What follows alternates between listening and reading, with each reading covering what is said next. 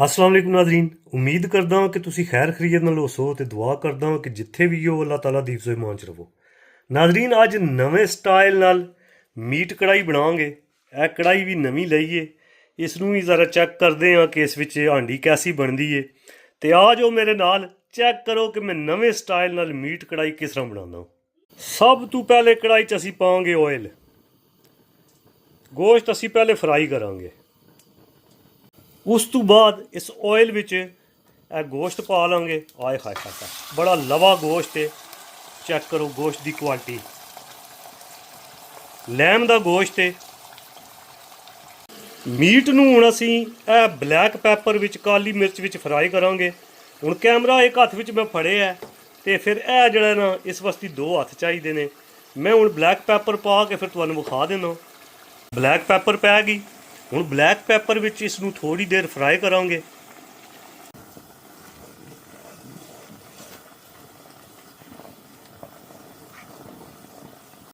Meat ਦਾ colour ਥੋੜਾ change ਹੋ ਗਿਆ, ਬਰਾਊਨ ਹੋ ਗਿਆ। ਹੁਣ ਇੱਥੇ ਅਸੀਂ ਜਿੰਜਰ ਤੇ ਗਾਰਲਿਕ ਪੇਸਟ ਪਾਵਾਂਗੇ।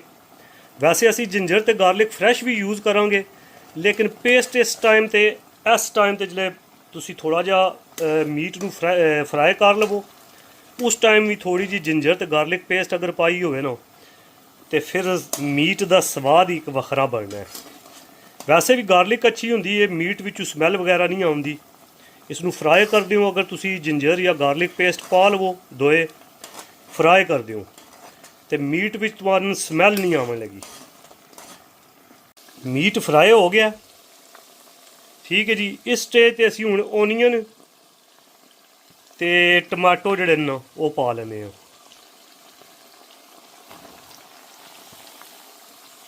ਬਾਕੀ ਇਹ ਮਸਾਲਾ ਜਾਤ ਵੀ ਪਾ ਲੈਂਦੇ ਹਾਂ।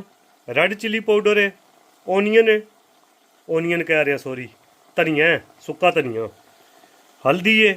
ਤੇ ਇਹ ਥੋੜਾ ਜਿਹਾ ਮੇਰੇ ਕੋਲ ਚਾਟ ਮਸਾਲਾ ਪਿਆ ਸੀ, ਜ਼ਰਾ ਥੋੜਾ ਜਿਹਾ ਸਪਾਈਸੀ ਟੱਚ ਦੇਣੇ ਵਾਸਤੇ ਮੈਂ ਚਾਟ ਮਸਾਲਾ ਪਾ ਦਿੱਤਾ ਹੈ। ਵੈਸੇ ਤੁਸੀਂ ਤੰਦੂਰੀ ਮਸਾਲਾ, ਅਚਾਰ ਮਸਾਲਾ ਜਿਹੜਾ ਹੁੰਦਾ ਹੈ, ਔਰ ਇਸ ਤੋਂ ਇਲਾਵਾ ਡਿਫਰੈਂਟ ਕਿਸਮ ਦੇ ਜਿਹੜੇ ਮਸਾਲੇ ਨੇ ਉਹ ਯੂਜ਼ ਕਰ ਸਕਦੇ ਹੋ।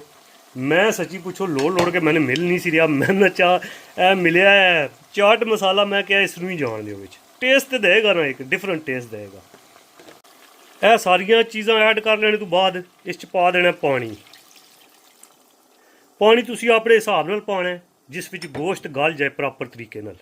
ਲਓ ਜੀ, ਪਾਣੀ ਪੈ ਗਿਆ ਤੇ ਹੁਣ ਇਸ ਨੂੰ ਗਾਲਾਂਗੇ ਸਹੀ ਤਰੀਕੇ ਨਾਲ। ਜਿੱਥੋਂ ਤੱਕ ਪਾਣੀ ਸੁੱਕ ਨਹੀਂ ਜਾਂਦਾ ਤੇ ਗੋਸ਼ਤ ਪ੍ਰੋਪਰ ਗਲ ਨਹੀਂ ਜਾਂਦਾ, ਇਸ ਨੂੰ ਚੁੱਲ੍ਹੇ 'ਤੇ ਹੀ ਰਹਿਣ ਦੇਵਾਂਗੇ। ਬਾਕੀ ਦਾ ਕੰਮ ਮੈਂ ਦੱਸਦਾ ਤੁਹਾਨੂੰ, ਹਾਲੇ ਜਾਣਾ ਨਹੀਂ ਕਿਸੇ ਪਾਸੇ।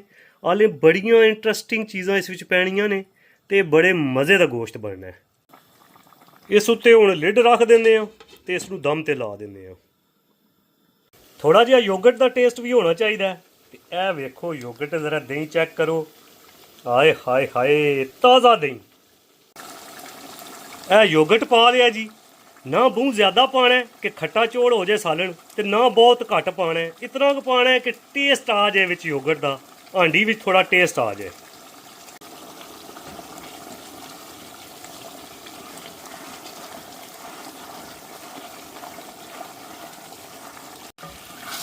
ਲੋ ਜੀ, ਕੰਮ ਨੇੜਾ ਲੱਗਾ ਹੈ। ਆਇਲ ਵੇਖੋ ਉੱਤੇ ਆ ਗਿਆ। ਥੋੜੀ ਦੇਰ ਹੋਰ ਇਸ ਨੂੰ ਭੁੰਨਾਂਗੇ ਇਸ ਆਇਲ ਵਿੱਚ। ਉਸ ਤੋਂ ਬਾਅਦ ਇਸ ਵਿੱਚ ਸੱਟਾਂਗੇ ਗ੍ਰੀਨ ਚਿੱਲੀ ਯਾਨੀ ਸਬਜ਼ ਮਿਰਚਾਂ, ਗ੍ਰੀਨ ਕੋਰੀਐਂਡਰ, ਉਸ ਤੋਂ ਬਾਅਦ ਜਿੰਜਰ ਯਾਨੀ ਕਿ ਅਦਰਕ। ਤੇ ਮੁੜ ਕੇ ਜਨਾਬ ਮੀਟ ਤੁਹਾਡਾ ਰੈਡੀ ਹੋ ਜਾਣਾ। ਰੋਟੀਆਂ 2-4 ਛੰਡ ਲੈਣੀਆਂ ਤੇ ਬਿਸਮਿਲ੍ਲਾ ਪੜ੍ਹ ਕੇ ਖਾ ਲੈਣਾ। ਬਣਨਾ ਬੜਾ ਮਜ਼ੇਦਾਰ, ਮੈਂ ਤੁਹਾਨੂੰ ਦੱਸ ਦਿਆਂ। ਇਹ ਵੇਖੋ ਨਾ, ਚੈੱਕ ਕਰੋ।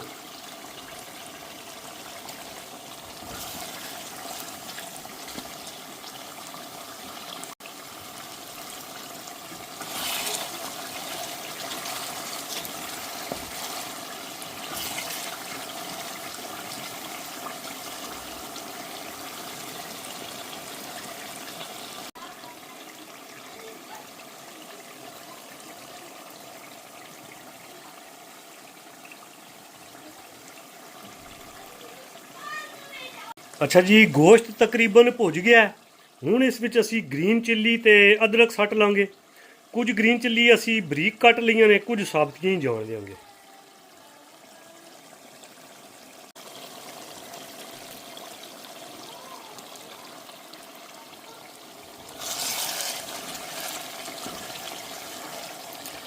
ਮਜ਼ਾ ਆ ਰਿਹਾ ਹੈ, ਮੂੰਹ 'ਚ ਪਾਣੀ ਆ ਰਿਹਾ ਹੋਣਾ ਹੈ। ਸਹੀ ਸਹੀ ਦੱਸਣਾ ਹੈ।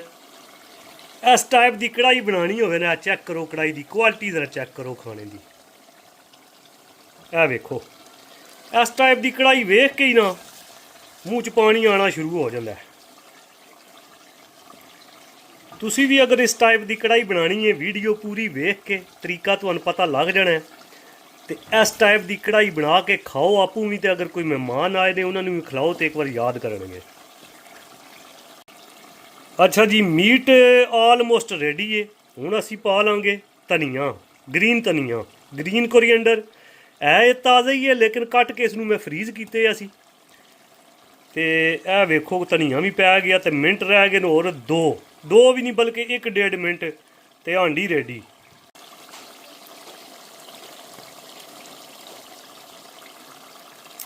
ਮਜ਼ੇ ਬਣੇ ਨਾ। ਜੇ ਤੁਸੀਂ ਵੀ ਮਜ਼ੇ ਬਣਾਉਣੇ ਨਾ, ਬਿਲਕੁਲ ਇਹ ਮੈਥਡ ਕਾਪੀ ਕਰਨਾ, ਇਹ ਮੈਥਡ ਟਰਾਈ ਕਰਨਾ ਤੇ ਇਸ ਕਿਸਮ ਦੇ ਮਜ਼ੇ ਬਣਨਗੇ। ਜਿਸ ਸਟਾਈਲ ਨਾਲ ਮੈਂ ਬਣਾਈ ਹੈ ਨਾ, ਵੈਸੇ ਤਾਂ ਡਿਫਰੈਂਟ ਸਟਾਈਲ ਨਾਲ ਤੁਸੀਂ ਮੀਟ ਬਣਾ ਸਕਦੇ ਹੋ। 101 ਸਟਾਈਲ ਹੈ ਮੀਟ ਬਣਾਉਣੇ ਦਾ, ਲੇਕਿਨ ਇਸ ਸਟਾਈਲ ਵਿੱਚ ਅਗਰ ਬਣਾਓਗੇ ਤੇ ਫਿਰ ਇਸ ਟਾਈਪ ਦੀ ਹਾਂਡੀ ਬਣੇਗੀ। ਇਹ ਵੇਖੋ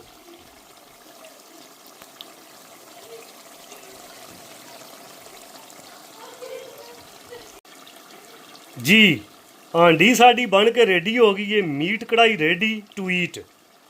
ਰੋਟੀਆਂ ਹੁਣ ਪਕਾਉਣੀਆਂ ਰਹਿ ਗਈਆਂ ਨੇ, ਮੈਂ ਤੇ ਰੋਟੀਆਂ ਪਕਾ ਕੇ ਖਾਣ ਲੱਗਾ। ਤੁਸੀਂ ਵੀ ਵੀਡੀਓ ਵੇਖੋ, ਇਹੋ ਜਿਹੀ ਹਾਂਡੀ ਬਣਾਓ, ਰੋਟੀਆਂ ਪਕਾਓ ਤੇ ਬਿਸਮਿਲ੍ਲਾ ਕਰਕੇ ਖਾਓ। ਉਮੀਦ ਕਰਦਾ ਕਿ ਤੁਹਾਨੂੰ ਮੇਰੀ ਅੱਜ ਦੀ ਵੀਡੀਓ ਅੱਛੀ ਲੱਗੀ ਹੋਣੀ ਹੈ। ਜੇ ਤੁਹਾਨੂੰ ਮੇਰੀ ਅੱਜ ਦੀ ਵੀਡੀਓ ਅੱਛੀ ਲੱਗੀ ਹੈ ਤੇ ਮੇਰੇ ਚੈਨਲ ਨੂੰ ਲਾਈਕ ਵੀ ਕਰ ਦਿਓ ਤੇ ਸਬਸਕ੍ਰਾਈਬ ਵੀ ਅਗਰ ਚਾਹੋ ਤੇ ਕਰ ਦਿਓ। ਹੁਣ ਇਸ ਦੁਆ ਨਾਲ ਤੁਹਾਡੇ ਕੋਲ ਇਜਾਜ਼ਤ ਚਾਹੁੰਦਾ ਕਿ ਜਿੱਥੇ ਰਹੋ ਖੁਸ਼ ਰਹੋ, ਹੱਸਦੇ ਮੁਸਕਰਾਉਂਦੇ ਰਹੋ। ਅੱਲਾ ਨਿਗਹਿਬਾਨ।